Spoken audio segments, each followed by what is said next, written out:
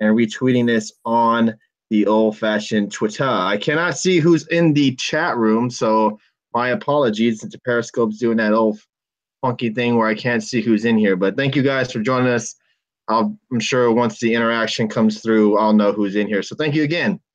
All right, so obviously we'll be touching on WWE NXT Live from last night, and then also from tonight's Impact on Pop, where we did see Eli Drake take on Pentagon in a world title match. Also, they announced a few other matches going down in the next couple of weeks. We also had a number one contender match for the X Division Championship, correct?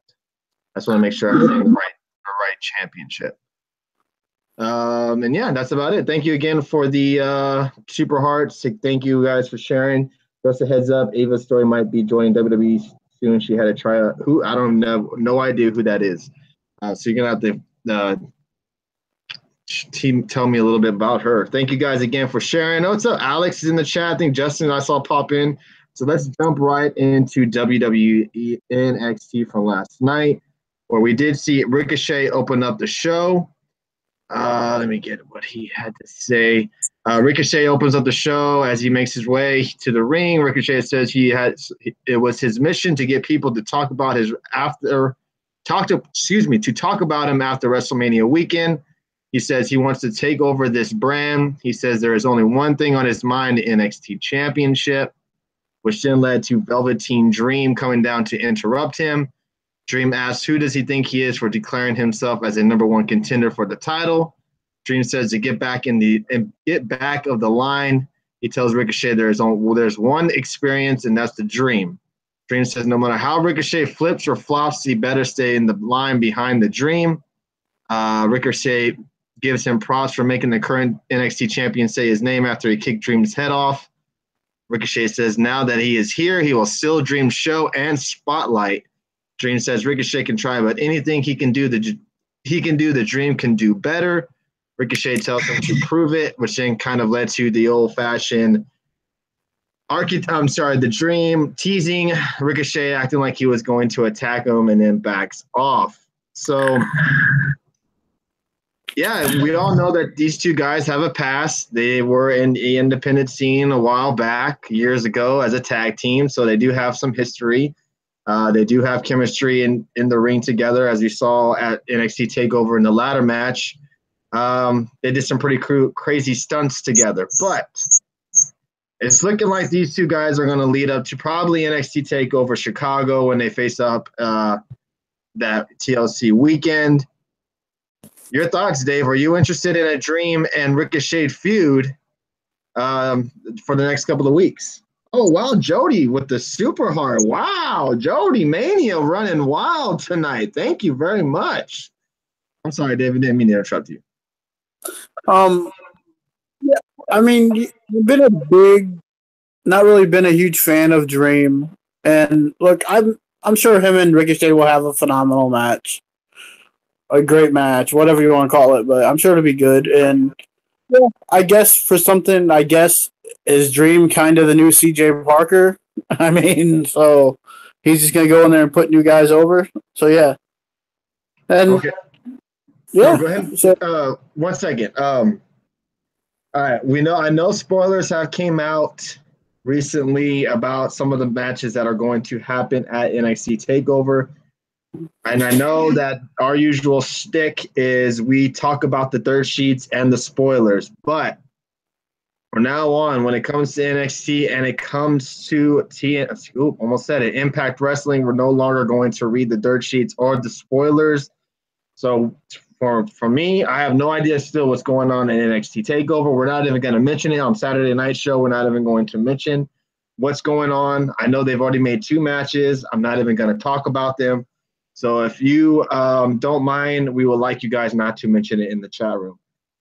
So we can get that organic experience. I like to be surprised organically. I don't like to read and then see what happens, So I appreciate that if you don't mind saying any more spoilers in the chat room. But thank you guys. Here's my thing. When I was watching this Ricochet and Dream promo, and I don't want to get too into it because I'm sure Alex and Justin will have some stuff to say. No, it's all right, Adam Bomb. That's not the type of stuff I'm talking about. Um, I'm looking at Dream and I'm listening to him and I'm thinking, how awesome would probably be to see him on the main roster. But then I also think I don't think he would do anything on the main roster. I think he'd be a jobber on the main roster. What do you think? Yeah, I agree. I don't think Vince would know what to do with him. And one thing to take away from this promo, I was talking to Alex about this. I was like, he kept saying the dream this, the dream that. I'm like, are you The Rock now? And did they completely drop the Velveteen name or something? I mean, because he kept just saying the dream, the dream, the dream show. It's okay, Rock. Yeah, I would love to see him on the main roster. I just don't know, look at, I'm not trying to compare him to Adam Rose, but look at how Adam Rose, and when he was in NXT, everybody, oh man, I can't wait for Adam Rose to get on the main roster. I just can't wait to see what he does on the main roster. I cannot wait. Finally, the guy gets on the main roster, and it wasn't what it was in NXT. And I just think some gimmicks. What's up, Brandon?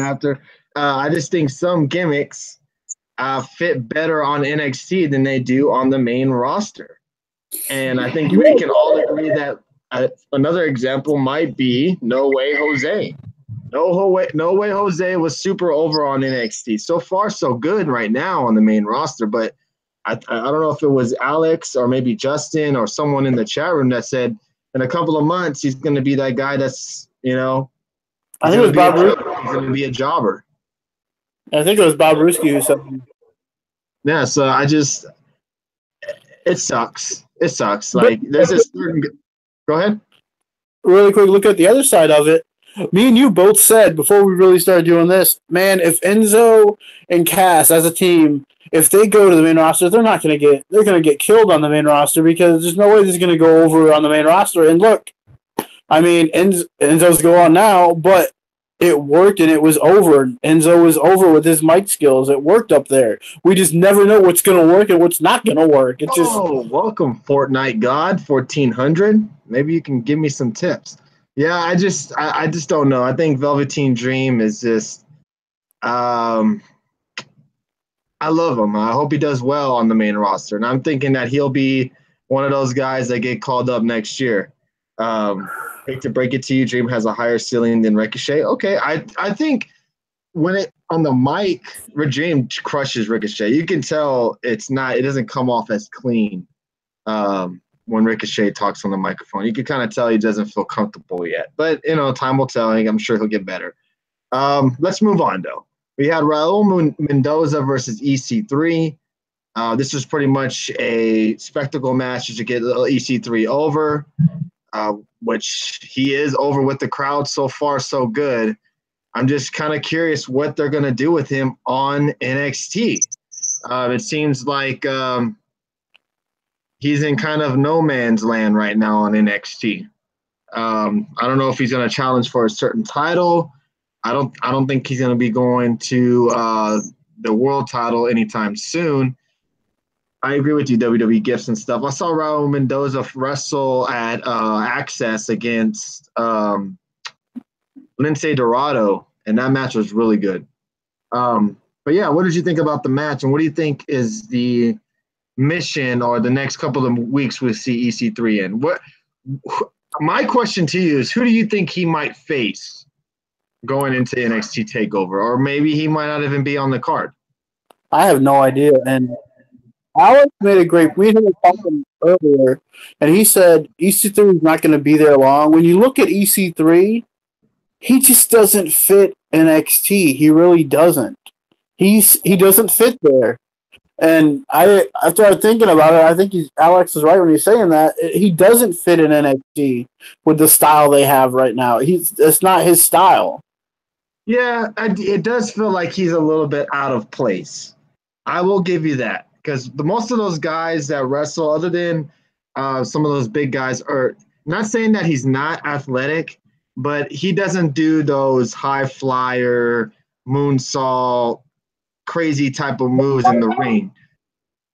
he does seem more of like a main roster fit kind of guy. I'm just curious how long is he? Oh, EC the architect says EC3 is a 5-star talent. I agree with you on that. So EC3 did have an interview after the match and says adversity is what makes a man, and he is a man. He says he will get victory after victory until he turns NXT into NX3. He says he is the best anywhere, the top 1%, and he is EC3.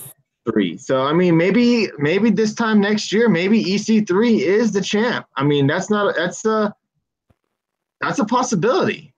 You know, his mission is to turn NXT to EC3. I'm sorry, to NX3. Usually, when that type of stuff is mentioned, it usually does kind of happen in the long run. Yeah, I could also see him doing that the other way too. If he goes on the main roster, I'm going to turn this into WW3, type thing. Oh yeah, definitely. And he also reminds me of what Bobby Roode was doing when he first came in. I want to make it where there's like first class people wearing suits at NXT. That's what Bobby Roode's gimmick was too, saying that as the heel, and he was a great heel, which he needs to be now. But still, I think they should start him with Cole first. I don't know if they should start him with Adam Cole first because I don't know if they want him to lose yet. That would definitely kill EC3's momentum that he has right now. And you can't really think of anyone who would really face EC3 right now. I mean, you got everyone's booked up. I'm like, what? Cassius Ohno going to face him or something? I mean, what? You know what I was thinking? And I want to get your thoughts, Dave, and guys in the chat room as well. As you joined us, Get the Tables podcast, don't forget we will be live again on Saturday night. Why not have, since they're doing this whole Money in the Bank NXT TakeOver weekend, why not have a Money in the Bank NXT match? Why not have a Money in the Bank briefcase in NXT? You don't think that'd be overkill? I don't think so. I think, why not? I mean, they have it on SmackDown Live. They have it on the main roster. Why not have it on the NXT roster? And it's going to fall. You can have one once a year at the Money in the Bank weekend, NXT weekend. I don't see why, especially with guys like, EC3, Cassius Ohno, just to name a few. Those guys are probably, maybe most likely not going to be on the card. Some guys will not be on the card come NXT TakeOver because usually NXT TakeOver is like a 5-match pay-per-view. So these guys that are not on the show, throw them into the Money in the Bank. Why not? Yeah. Oh, you saying into the match, not create their own match? No, create their own NXT Money in the Bank match. See, the problem I would have with that is most of NXT is taped, and usually when someone casts in, it's on TV. If that wasn't the case, it would have to be on a takeover. Or if they cast in on one of the TV tapings, it would get spoiled like crazy. So-and-so just cast in the champion. I mean, that's another downside. I agree with you on that. That is one probably downfall of someone winning the Money in the Bank. They would probably have to cash it on a live taping or a live, special or some sort. So yeah, I agree with you on that. I was just thinking, why not have maybe a possible Money in the Bank NXT match? I would think that would be interesting, but we'll see. Probably won't end up happening, but maybe in the future. Also, Lorcan and Birch came up to Pete Dunne to ask if he would team up with them against the Undisputed Era.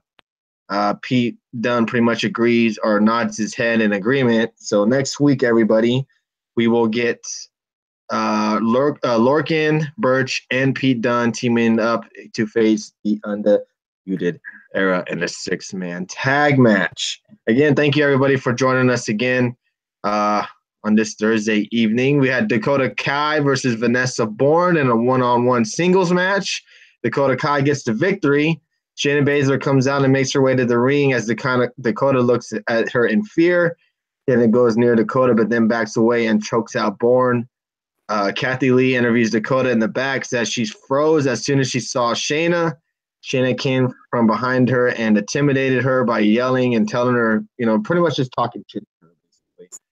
But when Shayna leaves, we hear an evil laugh in the background, and it's Nikki Cross. Nikki Cross finally makes her return on NXT. Your thoughts, Dave, on maybe potential Shayna Baszler and Nikki Cross feud? You don't think it's going to be Dakota? I mean, it probably could. But why would they enter Nikki Cross into the picture?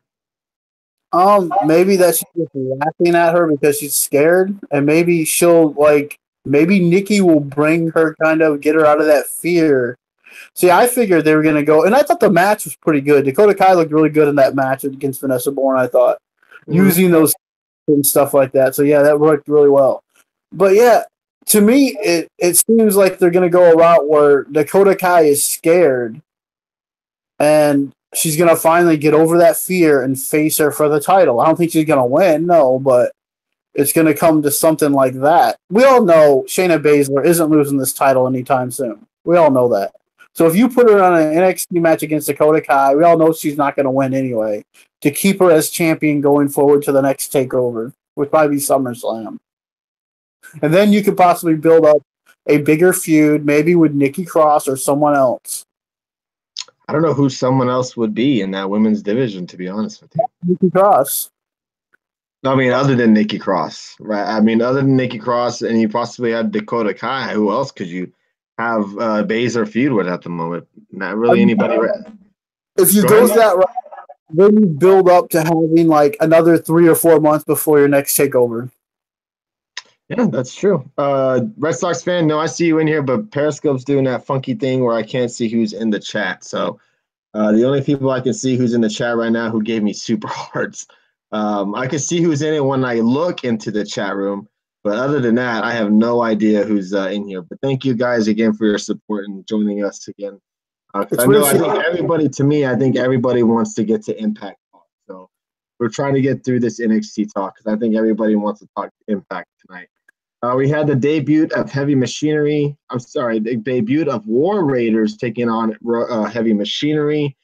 I mean, is there really anything to talk about? I think War Raiders looked all right. I mean, they don't look the same with the gimmick. I don't know. They're a Viking gimmick, hardcore. But I mean, there's really nothing to talk about with this match. What else? They had a recap to show the Street Profits losing to Team 6-1.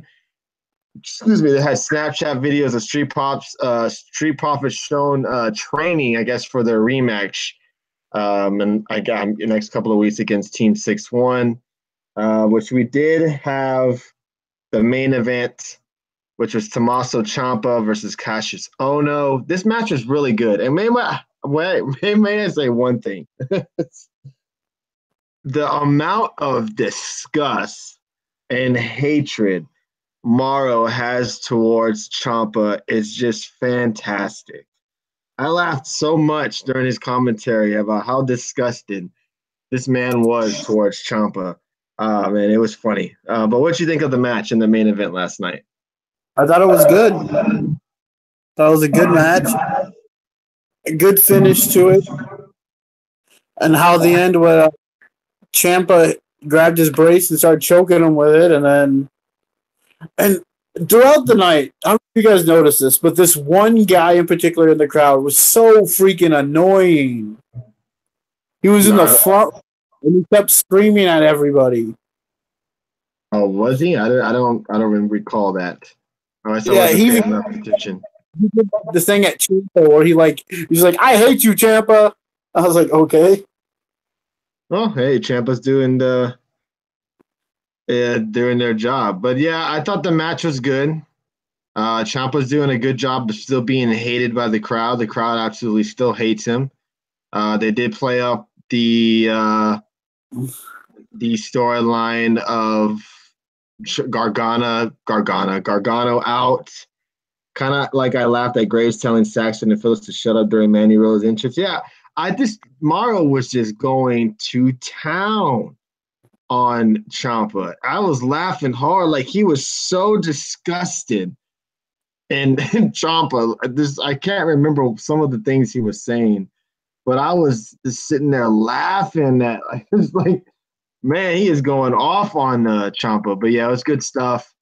Ciampa gets the win. He's still looking strong, looking like nobody can stop him, other than maybe possibly Gargano and his fearsome attack when he comes back, whenever that might be. You know what's really sad about the thing is that when's the last time Ono won a match? It's been, oh man, I don't know. Has Ono even, I think since, hey, what's up, Dreo? I don't know when Ono has actually won a match. I can't recall. Was it against Hideo Itami? Was that his last win? At least I remember. I guess, yeah. If that's the last one you can remember, I'm going to guess, yeah. The last one I can remember is against Hideo. Yeah, he's definitely the guy. Long ago, he's there to help a lot of the guys. More, yeah, definitely. Ono is the guy that puts people over now. Definitely. It's upsetting, and he put on a really good match with Ciampa, and he's not going to probably do anything in the next. He'll be a head coach soon. You think so, Bobaruski? You don't think he'll be on the main roster? Cassius Ono? Ono hasn't won a match since Itami, and that might be iffy. Wow. That's insane. That's insane. But it seems like he's happy where he's at. I haven't, it is what it is with Cassius Ono. So what did you think of NXT overall as a whole? I am starting to now keep a rating system since I do it on our SmackDown and Raw. I figured, hey, why not I do it to continue the trend and I'm not tearing paper and do NXT as well. So between a 1 and a 5, Dave, what did you give NXT tonight? I'll go with a 4. You give it a 4? Okay. Because I thought this was the best NXT show that we've gotten in probably like a month. Wow. Okay, I'm gonna give it a solid 3. Nothing too bad, nothing too great. I thought the show was pretty decent. It didn't, I sat there and watched it while I was cooking breakfast, and I was entertained by it. And I thought the main event was pretty good.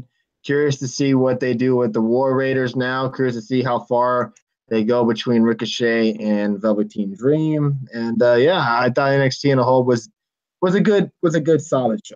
I'm not being biased. A 3 is good. A 3 is a solid show. So let's go on to Impact Wrestling tonight, where we saw some craziness happen on Twitter today. Impact came out saying that during a award ceremony for Don Callis. Oh, thank you for the Super Hearts, Still Post Media. Appreciate that, dude. Thank you very much for all the Super Hearts tonight. Don Callis was attacked brutally by Sami Callihan. So when Impact started tonight, they showed, I guess, a little bit of a clip of what happened. And that was that. We didn't get Don Callis on the show tonight. It was basically for what had happened during the New Orleans show between him and Eddie Edwards, where Callis came out there, threw in the towel, and that was him getting his revenge on Callis for the whole fiasco that happened during that night. What did you think of the opening segment where they showed Callihan attacking Callis and busted him open? It was pretty crazy. It's a pretty cool. It was different. What did you think? We all know that Don Callis doesn't do bumps very often. He doesn't like to take bumps. We've seen him do it at going into Wrestle Kingdom last year with Jericho, and he went out there and he took a pretty good beating from Callihan. And props to Callis. He went out there and it took some pretty mean bumps, and he took. It looks like he got busted open too. So, good for him. Think about it. Sami attacking Eddie really brought back asses in Impact. Yeah, Definitely. Hey, what's up, Steve Watts from Live Oak? Hey, how you doing tonight? Definitely. I agree with you on that. I think Sami Callihan and Eddie Edwards feud has really brought a lot more eyes to Impact because you don't know what the hell is going on. Josh Matthews did say that the Impact board of directors, or whatever you want to call them, were in a meeting during the Impact show, pretty much saying that they're deciding or trying to figure out if they're going to fire Sami Callihan or not, which then kind of led to Eddie Edwards coming into the meeting, busting up the door, saying that he doesn't want Sami Callihan fired. Excuse me, that he wants his revenge, that he wants to get his hands on him. And they basically said, fine, you know what? He's not fired, but we don't want you to have this match, or we don't want you to have this at Impact. You got to try to find it and do it somewhere else. Well, later on in the show, they did finally announce that Sami Callihan and Eddie Edwards will have their rematch in a House of Hardcore match at a House of Hardcore show. What are your thoughts on this whole rivalry that's going on between these two guys? And Alex says in the chat room that this does nothing for him. That Callihan and Edwards do not. Callihan heel tactics are fine. Just feel that they would be better with someone not mediocre. Wow. Your thoughts, Dave? They also said it'd be a street fight, and they'll air it next street fight. Yes, and it's going to be live. They air it live next week on Impact. But yeah, yeah. I mean, hey, Red Sox fan. I think the one who said it, Sami Callihan, Eddie Edwards has brought more attention and asses in seats and watching. That famous line. That'll put asses in seats. But yeah. I mean, I'm confused by this because it makes no sense to me at all. Which I get it, you're trying to repay the favor for Tommy Dreamer helping out and wrestling on your show. I get it. But this is one of Impact's, even though it's going to be shown on Impact, I get it. So I guess it really doesn't make sense. So I'm griping about. My gripe is it's one of your biggest. It's probably your biggest rivalry going right now in Impact, and you're going to have it at another promotion. That's what makes no sense to me. It's like it makes zero sense to me to have it like that. I mean, it would be like a big Johnny Gargano and Ciampa. Oh, they're gonna have a big return match. It's gonna be an Evolve. It's like we're gonna show it, but it's gonna be an Evolve. But it's just like weird. I mean, it's just weird to me that they would have it in House of Hardcore, not on Impact, or save it for their Slammiversary show, which we'll probably still get another rematch of that there. But, I mean, I don't know. But it should be interesting. See if a street fight will draw viewers for next week's show. So we'll see. We'll see how they did tonight, too, which I thought tonight was a very solid show as well. Alex said, I got excited, then saw their I Quit match, then I took a nap. Wow, that's pretty brutal. I mean, I think they are kind of Texas Kid for Life here tonight. I do think that they're rushing this feud just a little bit. I think that they could have played it out a little bit longer to where they do have a match at Slammiversary. But I think Slammiversary, if I'm not mistaken, is kind of further along. See, what's up, Budweiser? You didn't get the notification? Yeah. Man, see, Periscope be messing up tonight. If you guys don't mind, please share in the broadcast on Periscope and on Twitter if y'all do not mind. Like I said, I do not know who's in here. Periscope is acting funny tonight, so I can't see who's in here. And for some reason, people are not getting the notifications. So if you don't mind sharing the broadcast, I'd really appreciate it. Thank you for the loyal listeners. I do know who's in here. Y'all are communicating very well tonight, so I appreciate that. Eddie Edwards convincing you as a guy right now, because I kind of agree with Alex. He's not convincing me with his acting right now. He kind of comes off corny.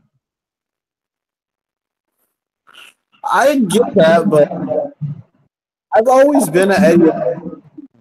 I've always liked Eddie Edwards. So back when him and Davey Richards were the Wolves, the American Wolves in Ring of Honor. I loved watching them there. And when Eddie was the first TV champion, I believe it was, and then then he won the world title. I've always liked Eddie Edwards, so I don't mind this at all. I'm a fan of Eddie, so I like him. It's I don't really like Callihan. I like OVE, but I don't really like Sami Callihan so much. But yeah, I mean, I'm more interested in Eddie than I am Sami. Yeah, I think to me, Eddie tries too hard. Like he comes in there and he's trying to remember everything that he has to say, and that it just comes off like he's reading off a billboard, off a fucking teleprompter or something. It just doesn't come off organic. It doesn't come off. Jonathan Coachman has his words of the night. I think my word of the night is organic, because I've said that so many times tonight. I just noticed that it just doesn't come off smooth. I could tell, like, it just doesn't feel real. Like he doesn't, it doesn't play the part. You know what I mean? But I like the idea of it. Like, yeah, I like the idea of Sami and Eddie. Exactly. But I like the idea of what they're doing. It just doesn't. I don't know. I just wish it was someone else other than Eddie Edwards. You know what I mean? Does that make sense? Yeah, I get that. I know this isn't a WBO.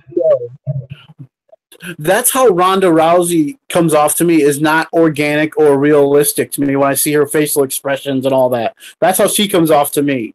So how you guys feel about Eddie Edwards and his acting ability on that? That's what I get from Ronda.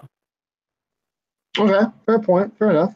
I don't think they have full scripts, just bullet points. That's probably a good point there, Adam. I just wish. I honestly think if this was any other guy, like Moose, I don't know if you guys have been following Moose on Twitter, but Moose has been going all in on Sami Callihan, telling him, "I hope you get fired, you fucker," or something like that. Like he's been going all crazy on Sami Callihan. Like if this bad incident would have happened between Callihan and Moose, I think this storyline would be a hell of a lot better. I just don't. It just doesn't come off believable to me. You know what I mean? I don't know. I like the storyline, and I'm curious to see what the hell. To me, and I haven't read any spoilers. If I'm right, I'm the fucking Nostradamus. It smells Callis joining Callihan. What about you? Yeah, I mean, it's not something that's really right now. Is it interesting for me for next week? Yeah, I mean, I'm interested to see the street fight next week. So yeah, I mean, I'm interested in that. I think any gimmick match will always draw in people's interest to check it out. Yeah,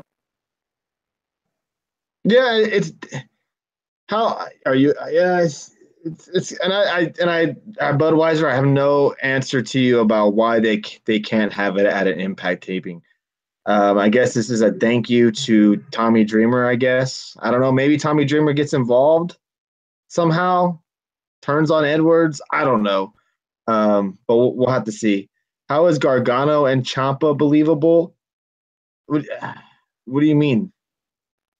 I'm not saying that the storyline is not believable. I'm just saying that I just don't feel like Edwards just plays the part very well. That's all. How is friend? How is that not believable? Someone. You never had a friend piss you off so bad you wanted to beat the shit out of them.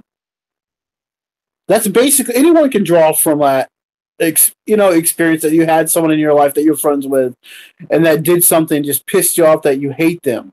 But that's pretty much what this is. How can anyone not see that's relatable or that's believable? To me, I think everyone's had that situation. Gargano and Ciampa are the better performers. Callihan and Edwards have the better story. Well said, Alex. Very fucking well said. I agree with Alex. That is very true. I agree with him. I agree with him on that. That's very true. That's right on. The hatred. I mean, he broke his eye or whatever. His bloodied him up, and then he went to talk to his wife. They're making it. It's more personal. I don't know. It's tough. I guess it's apples and oranges. Whatever you like better. What do you think storyline is better? It's really apples and oranges because it's both kind of cut from the same cloth a little bit, I think. But let's get on to some Impact stuff, though. We've talked about this for a long time. Yes, next we had a tag match between LAX and what were they called? DJE. It was DJZ and Andrew Everett, and It that was was Z and Z&E. I'm sorry, and that's the music I played at the beginning of the show tonight. It was DJZ because DJZ and Andrew Everett get the win over LAX, and also next week, everybody, they get a tag team title match against Scott Steiner and Eli Drake. So your thoughts, Dave, of the tag match we got between Z&E and LAX? I thought it was a good, but I was looking for more. I guess from those guys, it was still a really good match. I guess what I was looking for more, what I got later on in the 4-way. So yeah, but I was looking more for that kind of in this match. But it was LAX looked good. It was obvious that they were losing just because they haven't been able to win a match without Conan by their side. Conan, not Conan. I get like Conan by their side.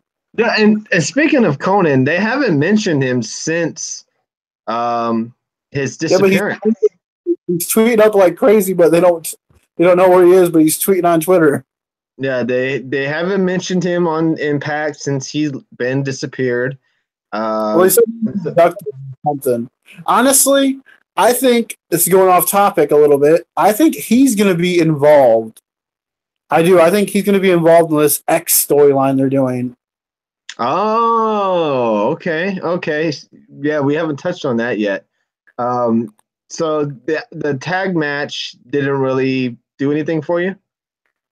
It was a good match. I just was expecting more from Everett and DJZ.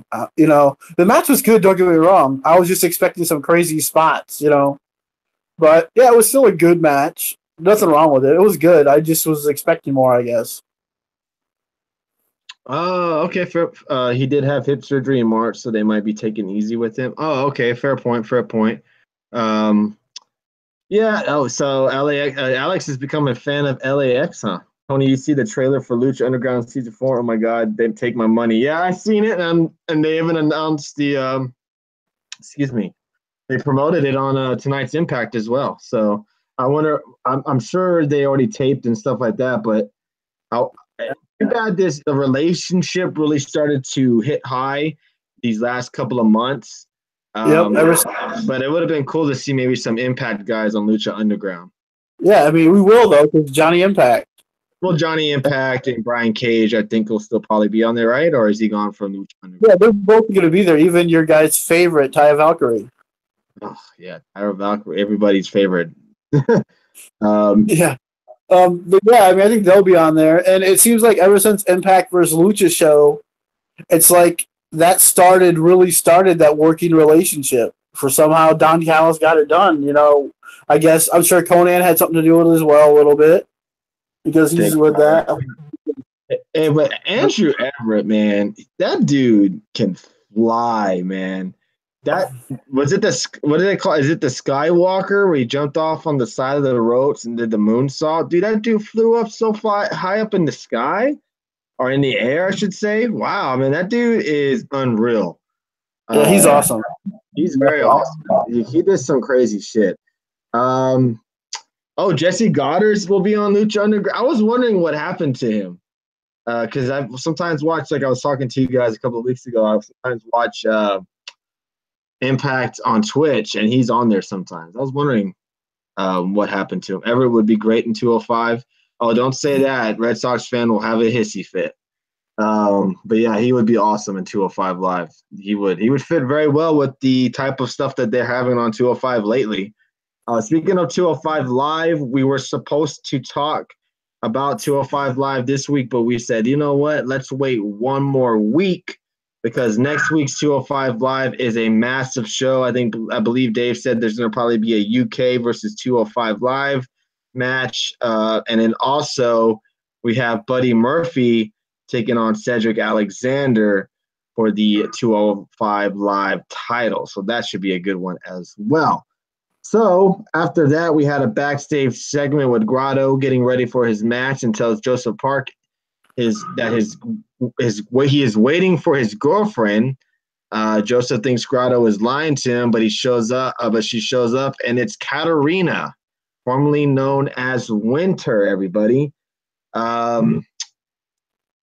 Park can't believe his eyes. He wondered why she's with Grotto and says she's about she says it's about what's on the inside that counts. And then that's when they announced that next week we'll have a title match between Eli Drake, Scott Steiner versus DJ Z, and Andrew Everett. Okay, so we had Grotto taking on what's the guy's name? Rohit Raju. With Grotto, with Katarina at ringside. I thought this match was not bad, but can you explain to me what exactly is Grotto? Because to me, he reminds me of a Santino. I was gonna say more like or a Bailey when she first started NXT, because he's like a big wrestling fan. He was also on British Boot Camp and all that. But I mean, he's more of the entertainment, even though he's more entertainment value, I guess. But I thought his opponent, I don't want to butcher his name, but man, I thought he looked really good in that match. I'd like to see more of that guy. Literally, that's all he is this comedy act? Okay. So yeah, pretty much. And then we seen Joe Park getting they show Park backstage and is knocked out, and there's a red card with a design on it again, which I think it's a Rex, and X on the card. So these attacks have been going on for the last couple of weeks. We still have no idea who it is or what their intentions are, but they're still going on with these attacks every week. So I'm curious to find out, to know when they're going to show up and who is it going to be. Is it going to be an Aces and Eights reunion, everybody? This knocked out storyline better in great. Yeah, yeah, that's what I'm saying, Budweiser. I don't want to be let down, man. Because that's what Aces and Eights was. Aces and Eights was a freaking letdown. And I don't want this group or it's ended up being something stupid. So hopefully it's something dumb. Hopefully it's a good storyline behind it. It's Alberto. Oh, God. Imagine that. That's funny, Alex. That's hilarious. Speaking of everybody's fan favorite, we had a video package of Tessa Blanchard showing a number of photos of her family. Blanchard talks about her grandfather, Father Tully, and stepfather, Magnum TA. She talks about wanting to be the best at wrestling, constantly training along the way. She notes a number of her achievements and how she's traveled all over the world. Blanchard says she came to Impact because it's a platform where she can shine, and that she's better than everyone in the locker room. So they did say that she will be facing Kiera Hogan next week on Impact on Pop. Your thoughts, Dave? They're making her seem like she's the next superstar in the making on Impact. She kind of is.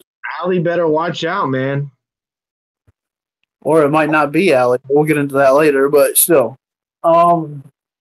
Yeah, I mean, it's very interesting. I enjoyed that video package. I thought Impact Wrestling did a great job putting that together. It was nice. I was hoping we were actually going to see her there live the way they promoted it, but hey, this was fine. We'll see her next week versus Kiera Hogan. So that should be interesting. I'm sure she'll go over. So, yeah, I'm excited to see how long until she's the champion. Yeah, they're making it seem like she's winning the title very, very soon. Like, this is a great heel move, though. She's from wrestling royalty, Her father's a Hall of Famer. Her father was in the Four Horsemen. That's such a great heel to have the lineage and the family history of wrestling to say, I'm better than all of you because it's in my blood. That's such a great heel character right there. Adam Baum put Blanchard is better than the majority of male wrestlers. Oh wow, that's funny. That made me laugh. That's funny. Next we had a backstage segment with McKenzie talking with Eli Drake and Scott Steiner. She asked Drake about his title match tonight. Drake puts over Scott Steiner and himself as a team. Drake wants to be recognized as the number one man and tells Aries there's a new belt collector in town. Steiner says Drake and great and to always be greedy. Excuse me. Steiner says he has Drake's back, but Drake says he's doing this alone tonight. Steiner is rude to McKenzie about her coming back to his room tonight and confirms that Drake doesn't want his help. So yeah, Drake wanted to do what to try to win the title tonight by himself. I'm just done with Scott. He sort of seems like he doesn't care. Yeah, I mean, Scott Steiner is just there for the paycheck. We all know that. Too accomplished is too soon in her career. But yeah. All right, so we had Ishimori, Aerostar, Drago, and Phantasma in an X Division #1 contender match. I'm not sure if this was Ishimori's last match for Impact, as we know, Ishimori has now joined the Bullet Club in New Japan Pro Wrestling. So we're not sure if this was his last match or not. They didn't, they haven't clarified it or not. So we will see. But yeah, we had Phantasma come up with the victory. So in 2 weeks, he will be facing Seidel in a X Division title match. Man, Aerostar almost killed himself. And we saw some other pretty cool spots in this match as well. Your thoughts, Dave? Man, this match is awesome. I loved it. I mean, man, I tweeted about this. Aerostar reminds me of Rey Mysterio when he was in WCW. He just does. It's like, man. And I love seeing the Lucha Libre style on Impact Wrestling. And back in the United States, kind of. I know it's on Lucha Underground. I get that. But you don't see it as much. Like back in WCW, that was all you seen is Lucha Libre style. Yes, we see the high flying a lot now, but not the Lucha Libres. Not guys out there doing these crazy. That's what it reminded me of tonight. Well, I felt like I was back watching some old WCW or something. All these crazy spots. It was a fun match. I mean, I was hoping Aerostar would have won more than Phantasma, but not really big. I think he was the guy that there's been rumors and reports about that he's a guy possibly joining the WE, but I'm not sure if it was him or not.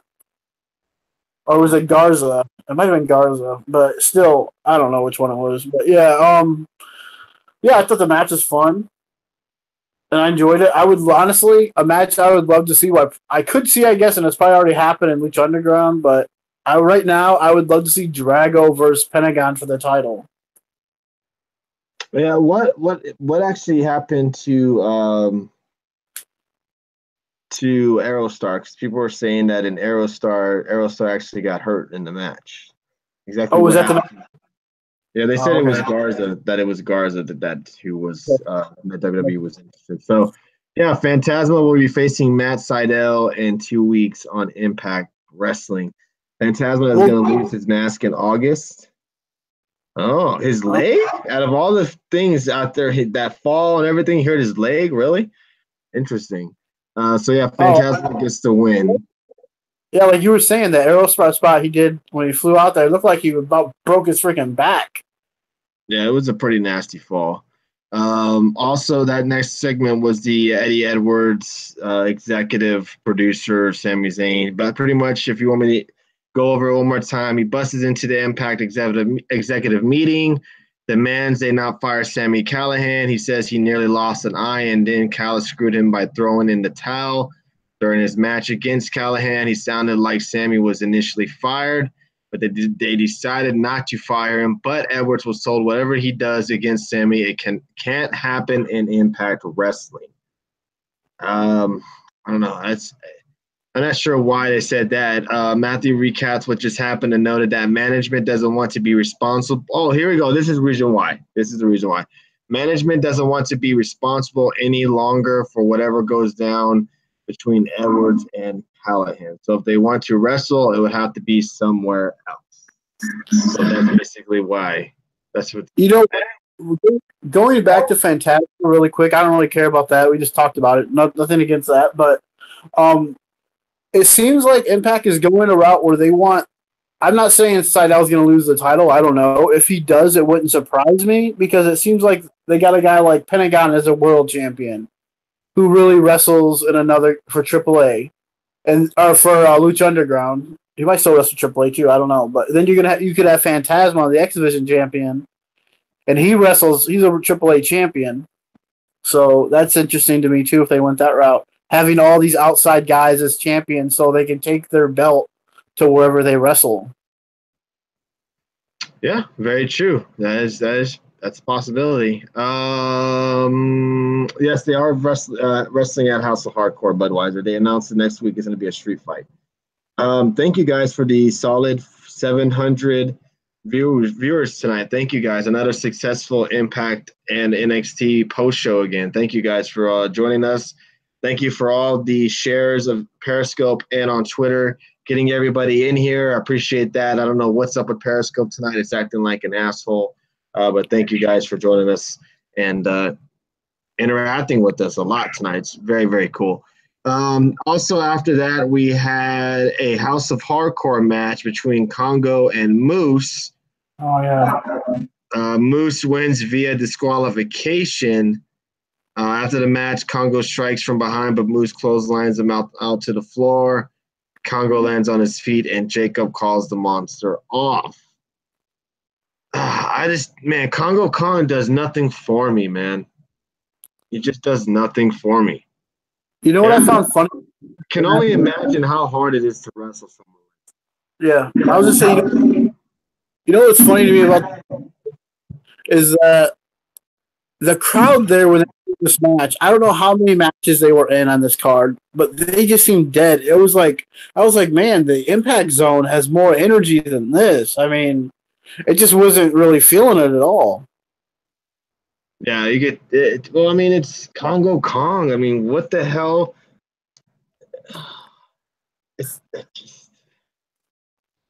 He does nothing for me. Nothing for me. Absolutely zero. I'm like, this is a boring ass match. Moose is not a boring ass wrestler. This is just did nothing for me. Also we had a backstage segment with Dave's favorite KM. He tells Falaba he can get him in the best shape of his life. The two yell a bit, shake hands. We see a montage of Ball working out with KM, cheering him on while eating.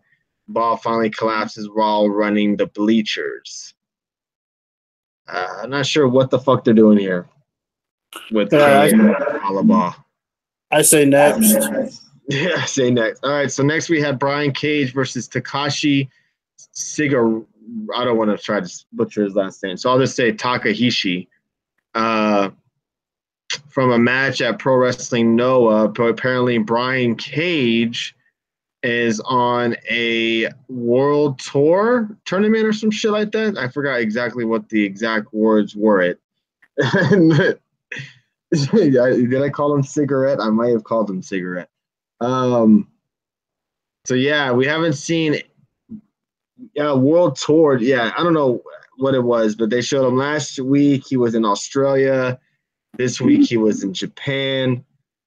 Hey, and Bob Ruski says, yeah, he made a good point. Pro Wrestling Noah with a New Japan commentator in charge of Impact. Yeah, that's funny. But, I mean, you know what's really funny about – I thought, finally, Brian Cage isn't wrestling a cruiserweight. I mean, I actually enjoyed the match. I thought the match was actually – what we've seen of the match was a match already in progress, but from what we've seen, I thought the match was actually pretty damn good. I didn't mind the match. I think the match is not bad. It's to defend the Ringmaster Championship from Wrestle Circus. Oh, okay. Thank you, Adam Bomb. Appreciate that. Okay, gotcha. I wouldn't mind seeing more stuff from Pro Wrestling Noah or more wrestlers come over to Impact from Pro Wrestling Noah, just wrestle on there. I don't know if we've had any really, but I mean, yeah, I wouldn't mind seeing more stuff from there because I don't think you can really watch any Pro Wrestling Noah stuff over here. Even I know it's kind of like the Indies compared to New Japan. I get that, and so is All Japan. But I mean, I wouldn't mind seeing more Pro Wrestling Noah. I don't think they have a streaming service or anything, but I mean, it would be nice to see more of that stuff. Yeah, and you would like Bob Ruski said on Twitter. Excuse me, you would think with Don Callis there, you would see maybe more New Japan crossovers instead of Pro Wrestling Noah. But maybe in the future we may see that. It's a possibility. They did tonight mention the whole Omega and Jericho feud when they were talking about the Don Callis attack. They had another showcase match, which was an X Division Championship match, Ultimate X match between Consequences Creed, aka Xavier Woods, Suicide, Alex Shelley, and Jay Lethal. So just to show you how good the X Division used to be. Wasn't Ishimori part of Noah? Yes, I believe so. Wasn't he, Dave? Yeah, that's right. He was like that they used, I think, from Noah, but I could be wrong. I don't remember too many Noah guys, but I know when Impact first started this whole thing, that Pro Wrestling Noah was one of the first partners they brought in. I think that Bound for Glory show, they introduced all these people from all these different promotions, like AAA and Pro Wrestling Noah. So they've had working relationships with them. So yeah, I wouldn't mind seeing more and see more guys get brought over. Because I know Eddie Edwards won their title, I believe, at one time. He was a champion over there. No, it's not Dave Meltzer. Yeah, it's Dave Meltzer on the mic for everybody. Thank you again, guys, joining us for Get the Tables podcast. This is episode number 3 of our Impact and WWE NXT post show. So thank you, everybody, for joining us along the ride. Don't forget, we will be live again on Saturday evening, going over all wrestling news and third seats related and anything else you guys want to talk about. We're very excited for Saturday night show. He won the GHC Heavyweight Championship and held it for like 3 or 4 months. 3 companies teaming up on WWE. Yeah, pretty much. What did you think about them streaming other promotions? I think it's smart. I think it's smart for Impact to have different and several working relationships with different wrestling companies. It helps them. I know I think his name is Chris DeJoseph, who was one of the head guys at Lucha Underground. They said a while back, we will never, ever work with TNA Wrestling, and now it's Impact Wrestling. But it's like now they're all working together. Like you said earlier, they're giving shout-outs to Lucha Underground starting in June. And, I mean, it's fun for see more different promotions like this. And some of these matches that they kind of break into, like they film and get tapes of, or what it's not tapes, or whatever it is you want to call it. They get copies of highlights of matches and they put them on their show. It helps both. It helps Impact and it helps these other companies get exposure on, even though it's on Pop TV, but it's still exposure in the US. Like next week they said he's going to be in Canada, I believe, Cage. So I mean, they're going to keep doing stuff like this and it's going to help. Like we've seen those Canadian promotions. I think it was Beyond Wrestling or whatever it was. We'll probably see some more of that. But yeah, I mean, I think it's good for Impact. It's smart having, like Red Sox fans said, all these companies teaming up to take on WWE. And I think ROH and New Japan should jump on this bandwagon too. Even though New Japan probably won't because they're probably the biggest company next to WWE right now. So, but I think all these small promotions coming together, they could really take it to WWE, I think. Yeah. It'd be cool if WWE did that. The only time they really do work with other companies is at WrestleMania during Access, and that's about it. Do you think CM Punk will be coming back? No, not anytime soon. No, not anytime soon. Next, we had a backstage segment with Allie. She stares into the mirror and she sees flashbacks of last week when Su Yung put Rosemary in a coffin. Allie attempted to help but was held back by Young's undead bridesmaids. There's a knock at the door and some weird doll with the note pinned to it. It is left on the ground. Allie brings it in and reads the note. She looks at the mirror again and has a weird vibe to tell her all of a sudden. It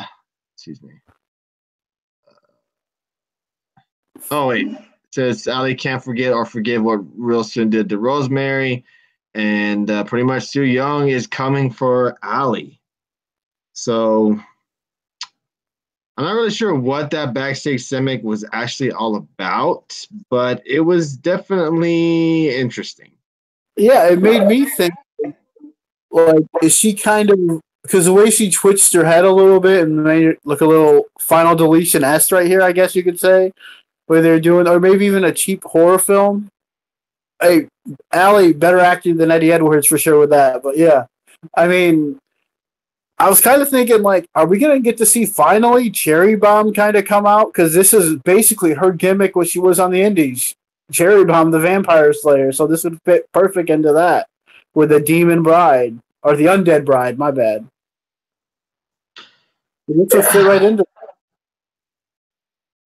Yeah, I'm curious to see what they're doing right now. Is this gonna turn Allie into a different person? Hope so. Or Katarina should have come back as Winter. She's gonna be wasted talent. Impact doesn't spell things out for you. Yeah, they're definitely. The thing I'm liking about Impact so far is that every storyline is taking its time to develop. They're not rushing it. They're taking its time. Things are developing week by week. It's nothing like getting all thrown at you at one time. That's what I like. That's what I'm liking so far. And everything right now is slowly playing out. And some things some people are interested in, some things people are not. And I think right now this whole Ali and Sue Young thing is has people's interest to see if we're going to see a different side of Ali or what. We'll see. Yeah, so let's move on to what was the main event of the evening, which was Pentagon Jr. taking on Eli Drake for the Impact World Championship. I don't know, man. This main event just didn't really do much for me. Yeah. Well, you did have Eli Drake. I'm sorry? Said you did have Eli Drake involved. Yeah, it wasn't really long. Like the match started with probably less than 10 minutes left in the show. Um, it really didn't do much for me at all. Didn't really showcase what Pentagon could really do in the ring. It didn't show what Eli Drake could do. It just didn't feel like a really good match. I mean, nothing too against it, but it just wasn't what I was expecting. Yeah, 8 minutes left in the show when the bell rang. Damn, that's crazy. Your thoughts, Dave? Yeah, it wasn't that good of a match. Yeah, I agree. It wasn't that good, but I thought overall the show was pretty good. But we all knew Pentagon was winning this, so yeah. I said it last week. There's no way Eli Drake's winning, so yeah. Pentagon still your champion. It was his first Impact TV match, so that was nice to see, I guess. So yeah. Eli Drake does nothing for me.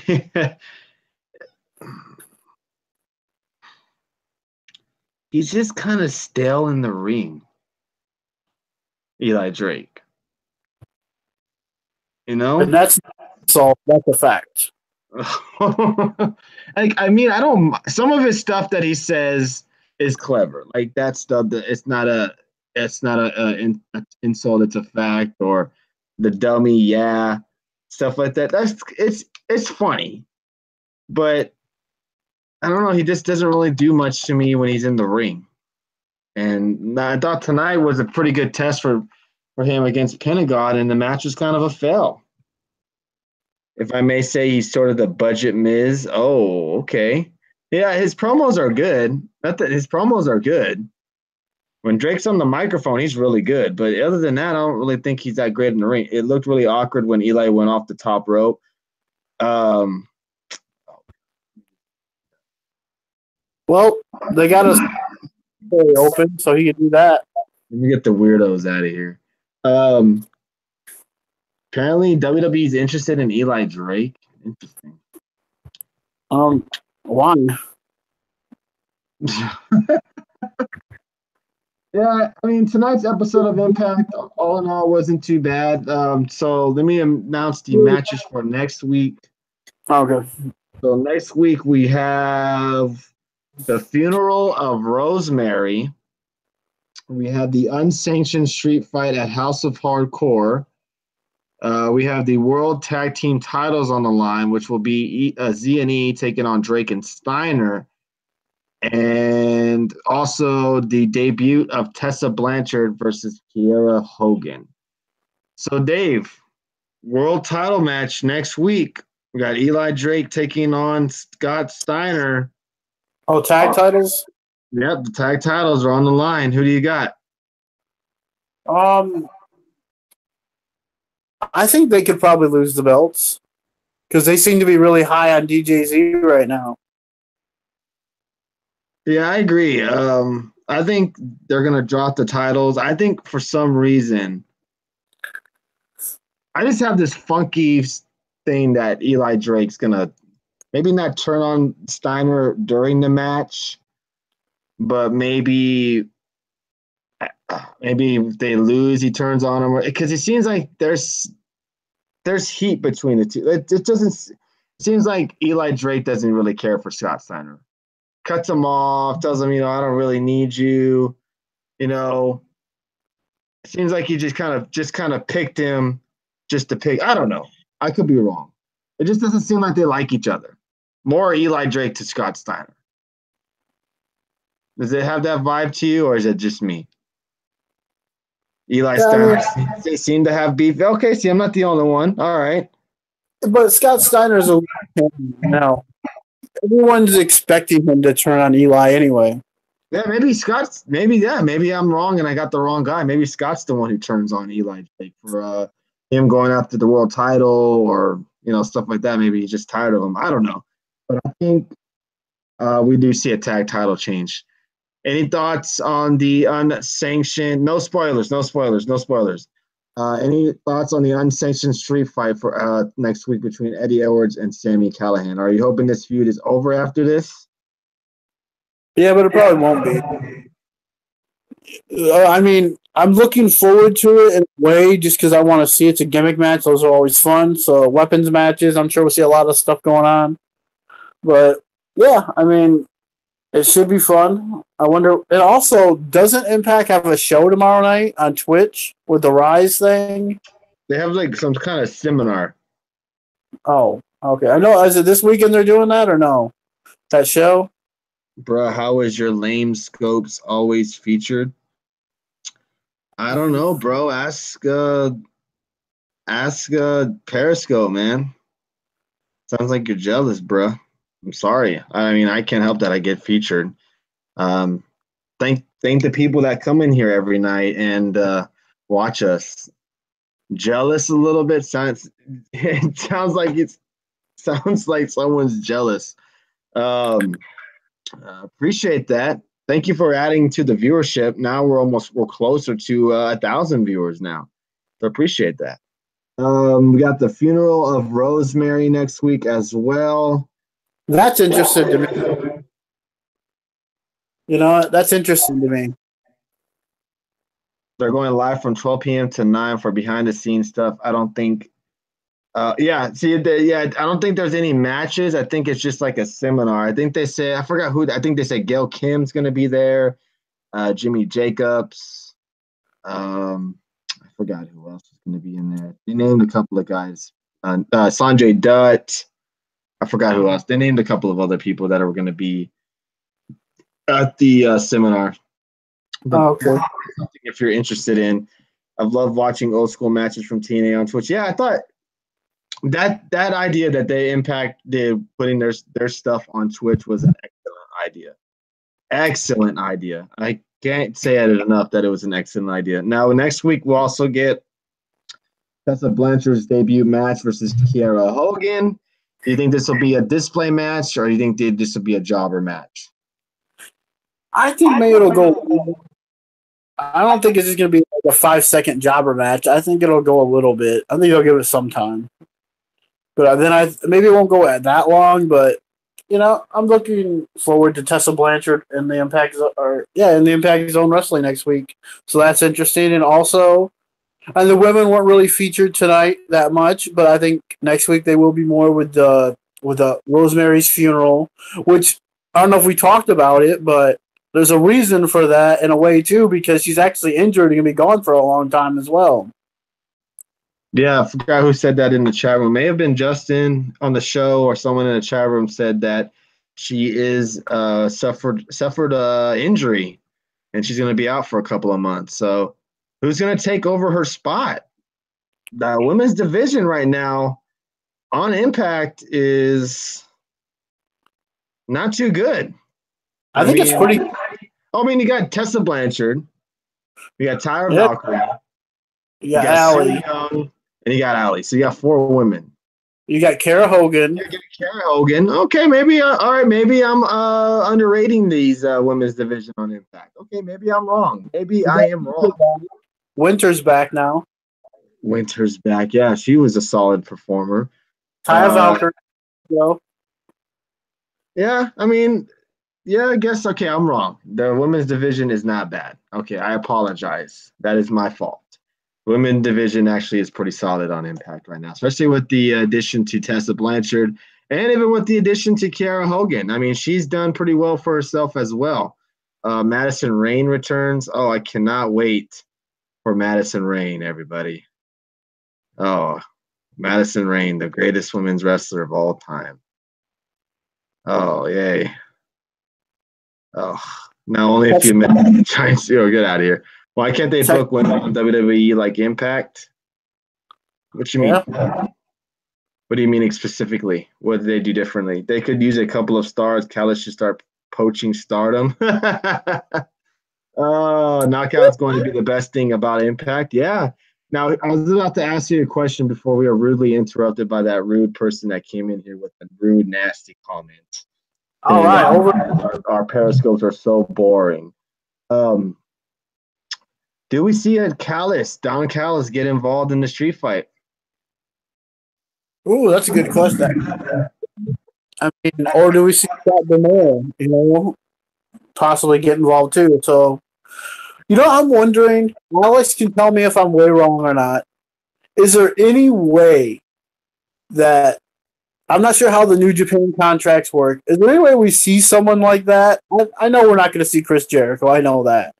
But one of Don Callis' friends show up and help him because of what Sami Callihan did? That'd be cool.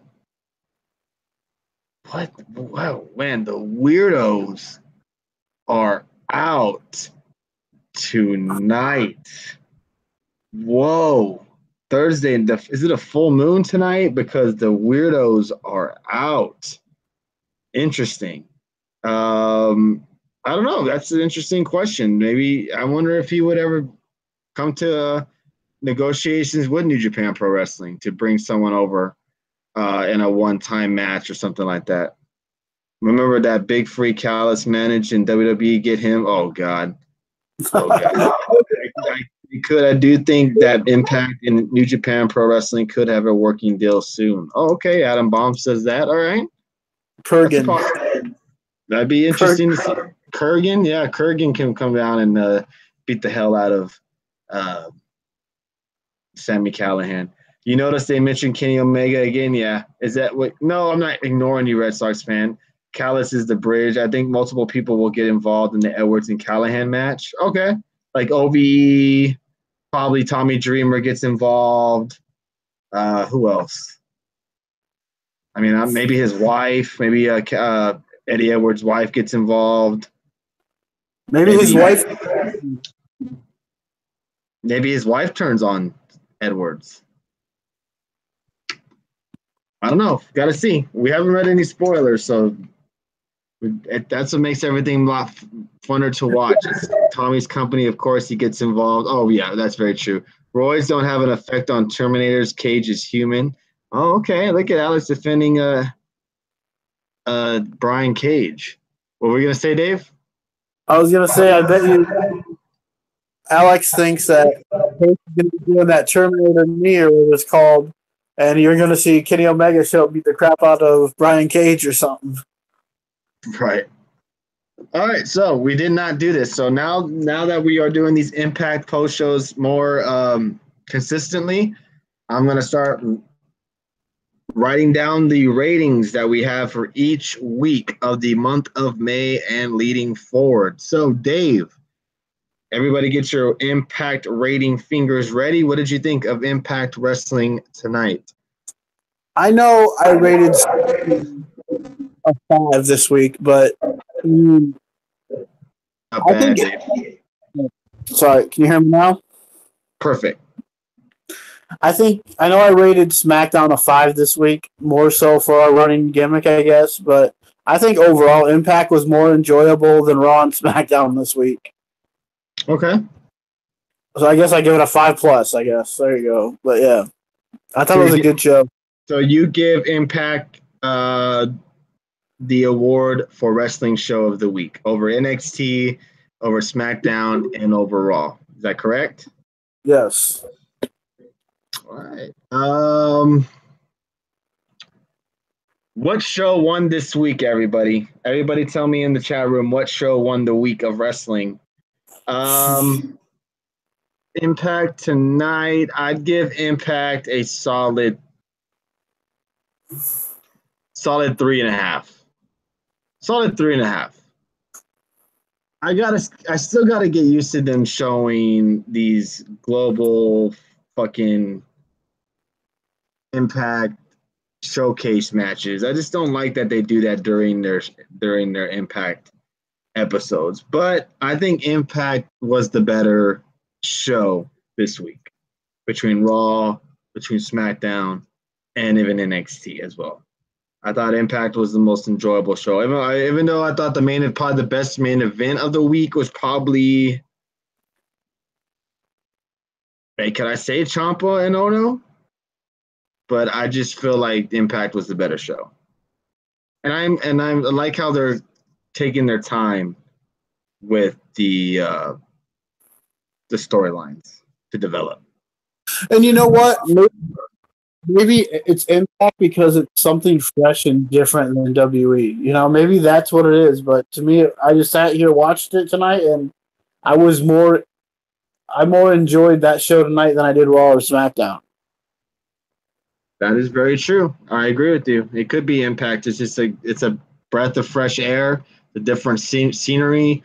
You go in there with open eyes. You don't really kind of know what's going on. You don't read the dirt sheets. You don't go into that trap.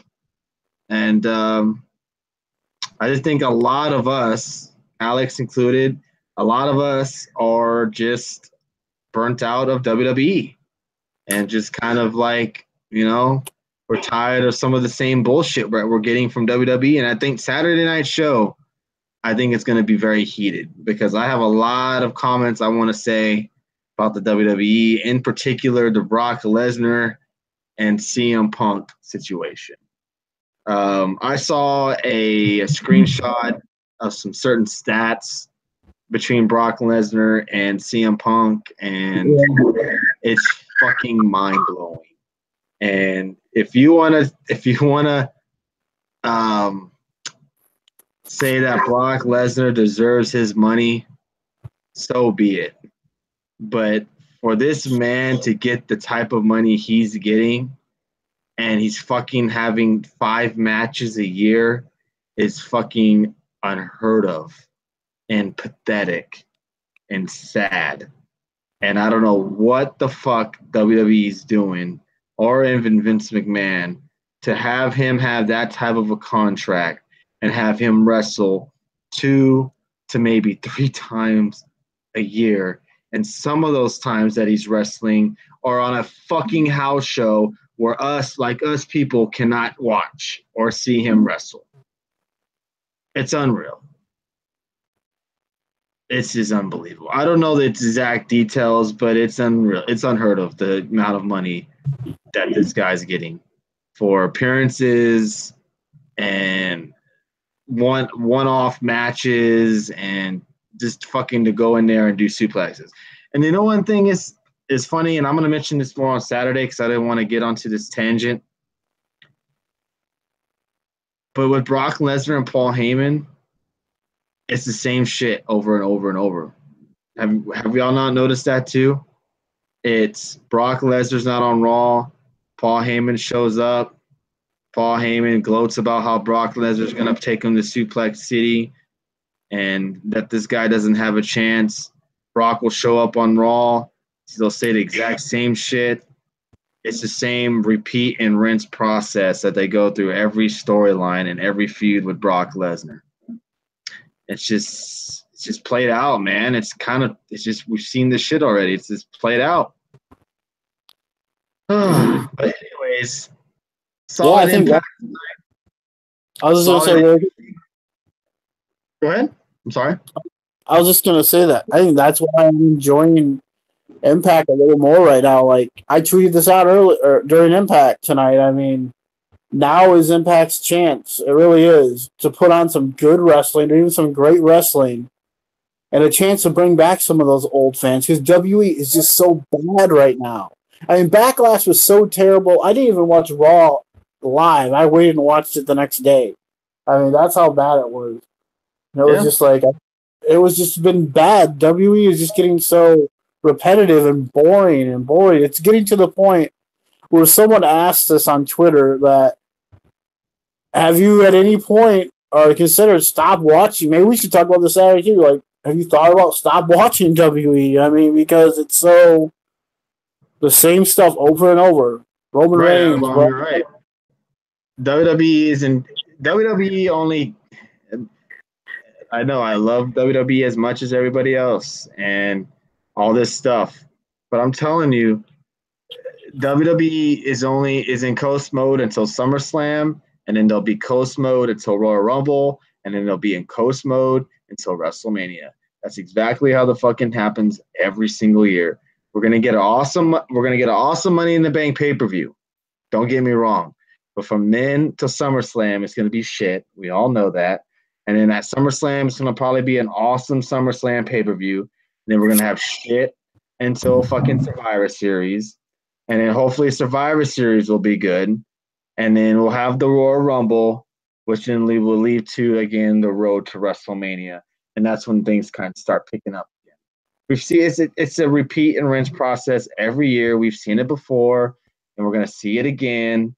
And Red Sox fan, I'm trying.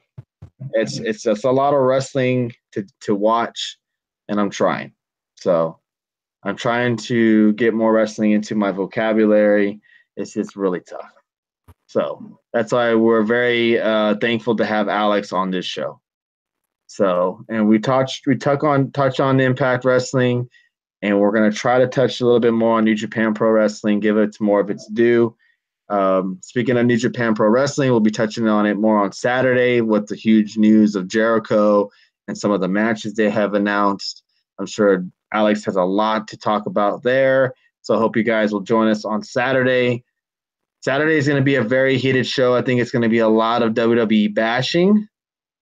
Some love, some hate. And it's going to be a very interesting show. Again, if you haven't already, we're at 37 subscribers on YouTube when we started off with only 11 when we first started on YouTube. So thank you guys for the support on YouTube. But if you haven't subscribed already, please do, because when we hit 50 subscribers, we are going to do a giveaway. And it's going to be a different giveaway.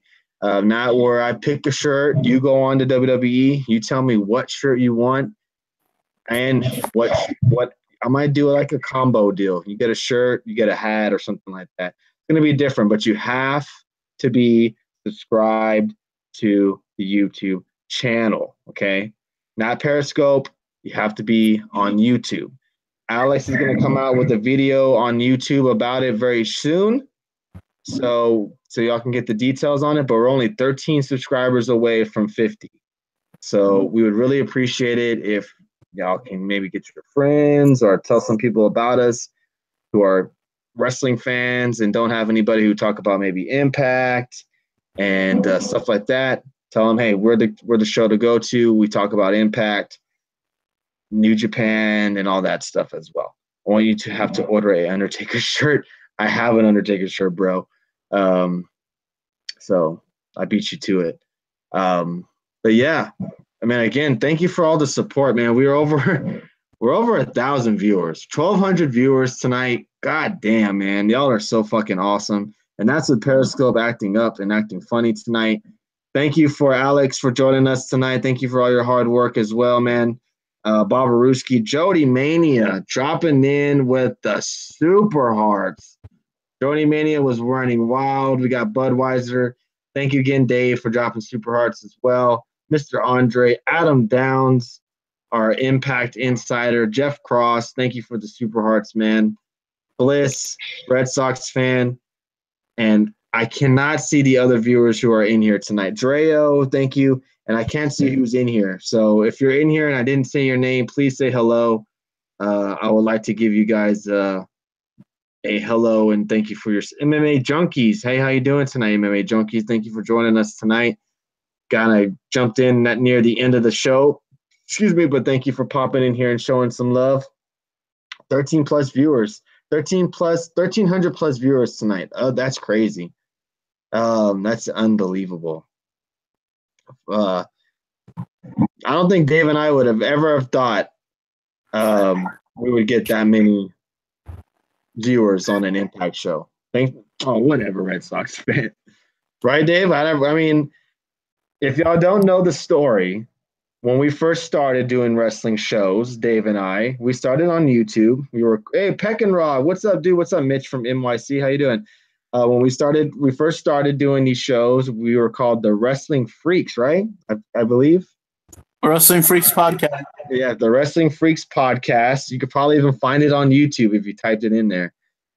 We did Impact reviews. And I'm telling you, those were a success. I mean, our most viewed shows, we did Impact, we did WWE, and Impact was our most viewed shows. It was crazy. How did Dave and I find each other? We were listening to another show. We were both listeners from another show. We were fans of him. We would call in, and then all of a sudden, the show that we liked, they stopped taking phone calls. They thought, they were too big to take phone calls anymore. So Dave and I said, you know what? Screw it. Let's start our own. And that's what we did. And we've been doing it for five years now. And this is no, not on here. It was on YouTube. And this was years ago, Bob Ruski.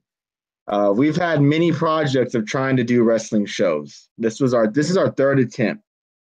And all of them have been on YouTube. But when you do your YouTube shows and you barely get 20 views or you barely get 10 views, the motivation's not there. You have no motivations to want to jump on here and do an Impact on Pop review because no one's going to watch it. Periscope was a blessing in disguise. We went on Periscope one night and we were a hit. We never got the amount of traffic we used to at the beginning. I don't know what made us get the traffic we do now. I don't know if it was when we got featured, but we got a lot of loyal fans. I don't want to even call y'all fans. I call y'all family because that's what you guys are. Y'all come in here 3 times a week with us and chill and talk with us. Sometimes 2 hours, sometimes 3 hours.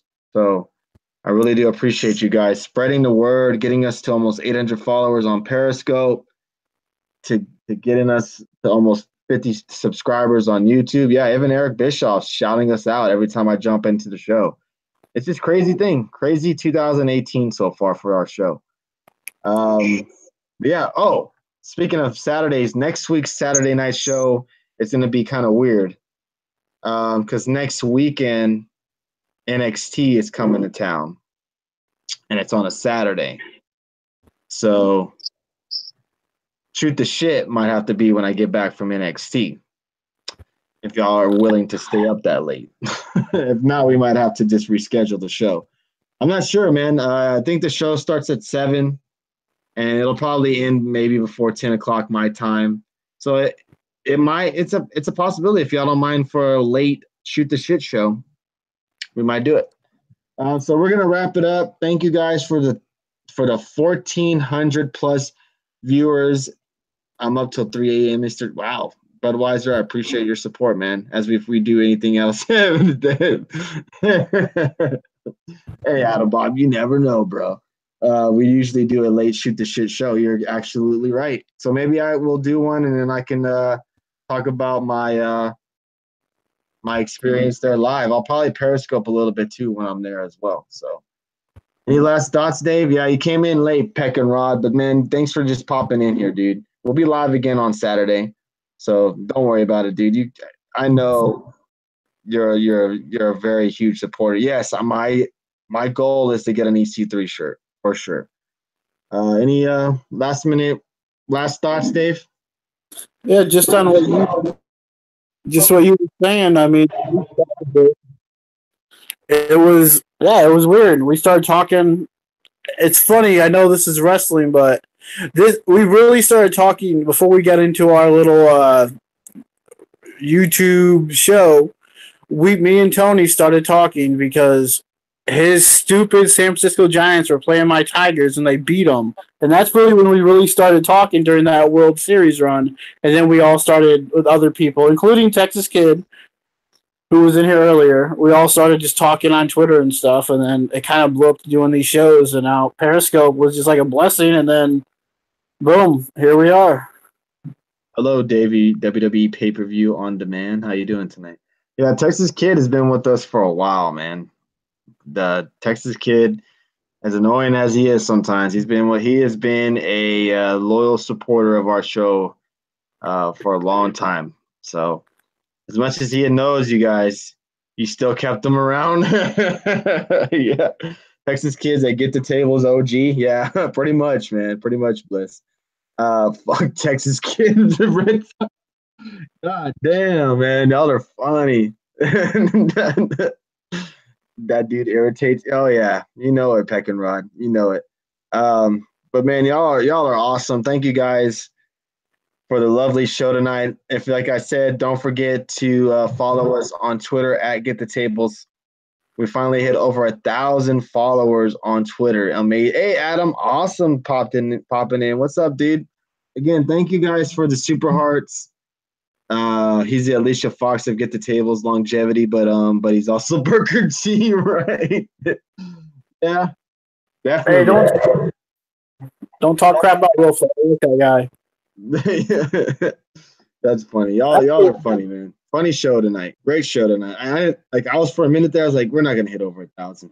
Y'all realize that this is the 6th show in a row that we've hit over 1,000 views, and it's because of you guys. So thank you guys for the support. Like I said, a lot of people didn't get the notifications when we went live. So thank you guys for sharing it on Periscope, because I know a lot of you follow each other. So that helps out a lot. If everybody, I would highly suggest everybody follow everybody in here. Our peak was 22,000. That's the most we've ever had. I think that was total. Live, I think it was 15. Live, it was 15,000. And that was because we were featured.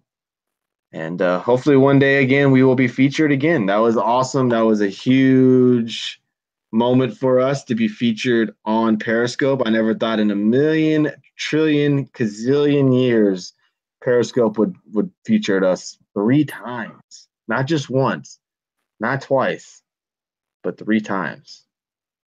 Crazy. So yeah, streak continues. Hopefully the streak won't end Saturday, but if it, all good streaks come to an end. If it does, oh well, we're gonna still have a great show on Saturday. Yeah, right. You're crazy, Budweiser. We'll be never too famous for you guys. Y'all are great. I mean, we have the greatest people that come in here and talk with us, no doubt. And I mean, we talk with you guys throughout Twitter the whole week. I mean, it's not just, we don't just stick here and talk to you on the show. I mean, we always communicate with you guys. Y'all more than come in here and hit us up in our direct DMs or whatever have you. You guys are all family to us, and we thank you guys for the support. The gifts are great. The gift combos, those are always great. But I'm going to wrap it up. 1,500 views tonight. Nothing but fucking love, man. See you guys on Saturday night. Alex, bring your fucking A game. We'll see you on Saturday. For everybody from the Get the Tables podcast, thank you again for all the super hearts. Jody Mania, thank you for your first ever super heart as well. Thank you guys. Y'all are awesome. Y'all have a great Friday. It's Friday, everybody. Kick Rourke's ass. Enjoy y'all's weekend. and see you guys on Saturday. Laters, y'all.